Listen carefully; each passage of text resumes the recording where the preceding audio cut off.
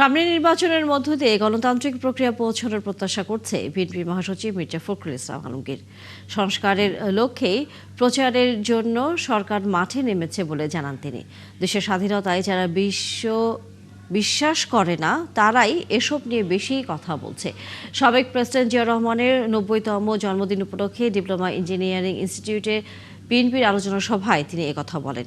এর আগে দলের নেতারা বলেন, গণতন্ত্র পুনঃপ্রতিষ্ঠা করতে দলের প্রতিষ্ঠাতা জিয়া রহমানের মতো দূরদর্শী হতে হবে। আর ১২ ফেব্রুয়ারি নির্বাচন বানচালের ষড়যন্ত্র প্রতিহত করা হবে বলেও জানান তারা।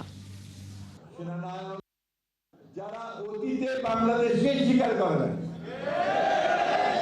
যারা বাংলাদেশের স্বাধীনতাকে বিশ্বাসই করে না, এবং ওই সময় যে আপনাদের বলেন যে কত মানুষ মেরেছে, আমাদের মা বোনদের কতজনের সম্ভ্রমহানি করেছে, কতজনকে পাকিস্তান হানাদার বাহিনীর হাতে আমাদের মা বোনদের তুলে দিয়েছে, এই হিসাব আমরা ভুলি নাই।